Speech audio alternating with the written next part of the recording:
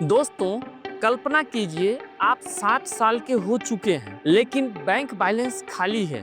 हर महीने पेंशन के लिए तरस रहे हैं। क्या होगा अगर मैं कहूं कि गलत पेंशन स्कीम चुनने से लाखों लोग ये गलती कर रहे हैं? एनपीएस या यूपीएस 2025 में कौन सा चुने जो आपको अमीर रिटायरमेंट दे? आज इस वीडियो में सच्चाई बताऊंगा, डेटा और उदाहरणों के साथ। अगर आप 30 से 50 साल के हैं तो ये वीडियो मिस मत कीजिए। लाइक और सब्सक्राइब करके बेल आइकन दबाएं क्योंकि ये जानकारी आपके लाखों रुपए बचा सकती है। नमस्कार दोस्तों, मैं हूं शिवरत्न कुमार और आज हम इस बात करेंगे भारत की दो सबसे चर्चित पेंशन स्कीम्स की, एनपीएस यानी नेशनल पेंशन सिस्टम और यूपीएस यानी यूनिफाइड पेंशन स्कीम। 2024 में यूपीएस की घोषणा के बाद लाखों लोग कंफ्यूज हैं कि 2025 में कौन सा बेहतर है। एनपीएस मार्केट पर निर्भर है जबकि यूपीएस गारंटीड पेंशन देता है। चलो आंकड़ों से देखते हैं। PFRDA pension fund regulatory and development authority के अनुसार एनपीएस में 2024 तक 1 करोड़ से ज्यादा सब्सक्राइबर हैं और औसत रिटर्न 10 से 12% सालाना रहा है। वहीं यूपीएस नई स्कीम है जो सरकारी कर्मचारियों के लिए लाई गई है, लेकिन प्राइवेट सेक्टर वाले भी इसमें इंटरेस्टेड हैं। आज हम फायदे, नुकसान, उदाहरण और डेटा से तुलना करेंगे और बताएंगे कि 2025 में आपके लिए कौन सा बेस्ट है। चलिए शुरू करते हैं। पहले एनपीएस को समझते हैं। नेशनल पेंशन सिस्टम एनपीएस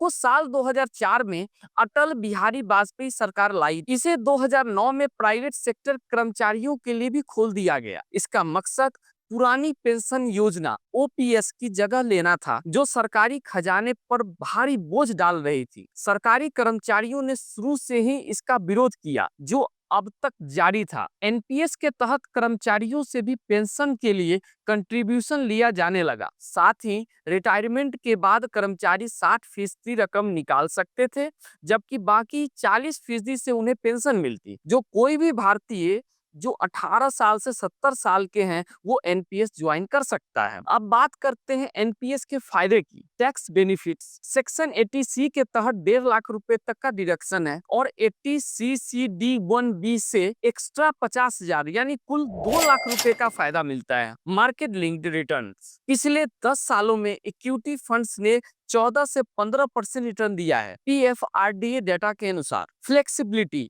आप इक्विटी, डेप्ट या गवर्नमेंट सिक्योरिटी चुन सकते हैं। बड़ा फंड बनाने का मौका, चूंकि एनपीएस का पैसा इक्विटी, शेयर मार्केट, सरकारी बॉन्ड्स और कॉर्पोरेट डेट में लगाया जाता है, इसलिए इसमें लंबे समय में एक बहुत बड़ा रिटायरमेंट फंड बनाने की क्षमता है। अगर बाजार अच्छा प्रदर्शन करता है तो आपका रिटर्न यूपीएस की गारंटीड पेंशन से कहीं ज्यादा हो सकता है। एनपीएस के नुकसान, कोई गारंटी नहीं। मार्केट गिरा तो रिटर्न कम हो सकता है, जैसे 2022 में एनपीएस इक्विटी फंड्स ने सिर्फ 5% रिटर्न दिया। पेंशन अमाउंट फिक्स नहीं होता, एन्युटी रेट्स पर निर्भर होता है जो 5 से 7% के आसपास रहती है। मान लीजिए राहुल 30 साल का है, एनपीएस में हर महीने 5,000 रुपए डालता है। 60 साल पर 12% औसत रिटर्न से उसका कॉर्पस 1.5 करोड़ रुपए हो जाता है। लेकिन अगर मार्केट क्रैश हुआ तो सिर्फ 75 लाख रुपए भी हो सकता था। ये रिस्क है एनपीएस में। दोस्तों, अब बात करते हैं यूपीएस की, यूनिफाइड पेंशन स्कीम यूपीएस, जो 2024 में कैबिनेट ने अप्रूव किया। ये मुख्य रूप से सेंट्रल गवर्नमेंट एम्प्लॉइज के लिए है, लेकिन स्टेट्स भी इसे अपनाने वाले हैं। यूपीएस एनपीएस का अपग्रेड वर्जन है जो पुरानी ओपीएस ओल्ड पेंशन स्कीम की तरह गारंटीड पेंशन देता है। यह काफी हद तक ओल्ड पेंशन स्कीम की तरह है। इसमें सरकारी कर्मचारियों को निश्चित और न्यूनतम पेंशन की गारंटी मिलेगी। अगर किसी भी सेवानिवृत्त कर्मचारी ने 25 साल की न्यूनतम सर्विस दी है तो उसे रिटायरमेंट से पहले के 12 महीनों की औसत बेसिक सैलरी का 50% पेंशन के रूप में मिलेगी। इसका मतलब है कि अगर किसी का औसत बेसिक सैलरी 50,000 रुपए रहेगी तो उसे पेंशन के रूप में 25,000 रुपए प्रति माह मिलेंगे। अगर किसी की सेवा अवधि कम है तो उसे उसी हिसाब से कम पेंशन मिलेगी। पेंशन के लिए कम से कम 10 साल की सर्विस करनी अनिवार्य रहेगी। यूपीएस के फायदे: गारंटीड पेंशन, रिटायरमेंट पर आखिरी सैलरी का 50% पेंशन, साथ में महंगाई भत्ता डीए एडजस्टमेंट, फैमिली सिक्योरिटी, मौत पर स्पाउस को 60% पेंशन और मिनिमम 10,000 रुपए मंथली पेंशन। कोई मार्केट रिस्क नहीं, सरकार गारंटी देती है। 2024 के बजट में 7,000 करोड़ का प्रावधान किया गया था। बैकडेटेड बेनिफिट्स: 23 साल एनपीएस में रह चुके एम्प्लॉइज को यूपीएस में स्विच करने का ऑप्शन है। यूपीएस के नुकसान क्या क्या है? हाई कंट्रीब्यूशन, एम्प्लॉय 10% सैलरी देता है, गवर्नमेंट 18.5%, एनपीएस में 14% था। टैक्स, पेंशन पर टैक्स लग सकता है, एनपीएस की तरह डिडक्शन नहीं है। यूपीएस के तहत मिलने वाली मासिक पेंशन आपकी आय मानी जाएगी और इस पर आपके टैक्स स्लैब के हिसाब से टैक्स लगेगा। उदाहरण, सरकारी कर्मचारी मीना 40 साल की है, उसकी 50,000 सैलरी है।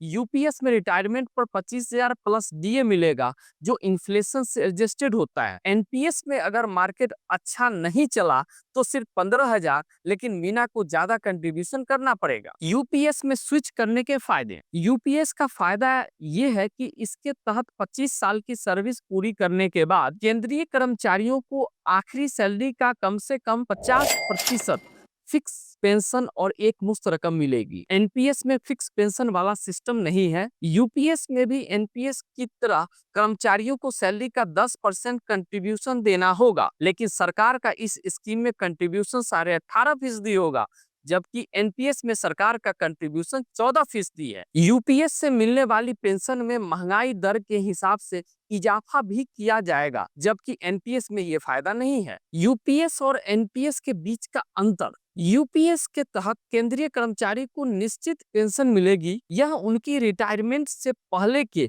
12 महीनों की औसत बेसिक सैलरी का आधा होगी। वहीं एनपीएस में पेंशन की रकम बाजार के रिटर्न पर निर्भर होती थी, जिससे उसमें उतार चढ़ाव होता रहता है। यूपीएस और एनपीएस दोनों में सरकारी कर्मचारियों को वेतन का 10% योगदान देना होगा। हालांकि सरकार अपना योगदान बढ़ाएगी, वह एनपीएस में 14% कंट्रीब्यूट करती थी, जबकि यूपीएस में 18.5% करेगी। यूपीएस के तहत 25 साल की सर्विस के बाद कर्मचारियों को फिक्स पेंशन और एक मुफ्त रकम मिलेगी। पेंशन में महंगाई दर के हिसाब से इजाफा भी होगा। वहीं एनपीएस में कई कर्मचारियों को नाम मात्र की पेंशन मिल रही थी। एनपीएस में कोई निश्चित पेंशन नहीं थी, वहीं यूपीएस में पेंशन, पारिवारिक पेंशन और न्यूनतम पेंशन की गारंटी है। 10 साल की सेवा के बाद यूपीएस में न्यूनतम 10,000 की पेंशन की गारंटी होगी। एनपीएस में ऐसा कोई प्रावधान नहीं है। एनपीएस के कंट्रीब्यूशन को बाजार में निवेश किया जाता है, ऐसे में पेंशन भी बाजार के उतार चढ़ाव पर निर्भर थी। यूपीएस में बाजार पर निर्भरता को खत्म कर दिया है, जिससे कर्मचारियों को अधिक स्थिरता मिलती है। अब बात करते हैं आपके लिए क्या है बेस्ट, यूपीएस या एनपीएस? इसका कोई सीधा जवाब नहीं है, ये पूरी तरह से आपकी उम्र, वित्तीय लक्ष्य और जोखिम लेने की क्षमता पर निर्भर करता है।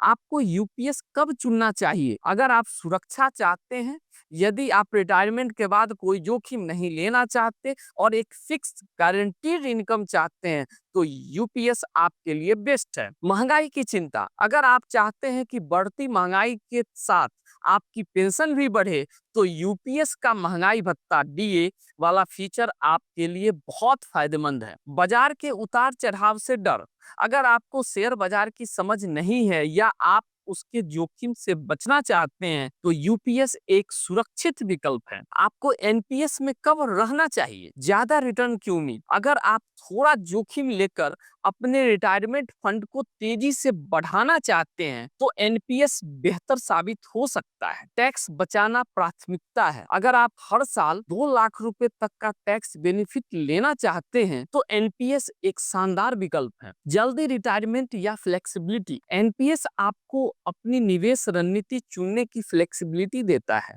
और इसमें आप अपने मर्जी से अतिरिक्त योगदान भी कर सकते हैं। तो दोस्तों, एनपीएस रिस्की है लेकिन हाई रिटर्न देता है। यूपीएस सेफ है लेकिन फिक्स है। 2025 में यूपीएस ज्यादा बेहतर लगता है, खासकर स्टेबिलिटी चाहने वालों के लिए। अपनी स्थिति चेक करें, फाइनेंशियल एडवाइजर से बात करें। अगर वीडियो पसंद आया हो तो लाइक करें, कमेंट में बताएं आप कौन सा चुनेंगे और शेयर करें। सब्सक्राइब करके बेल दबाएं। मिलते हैं अगले वीडियो में।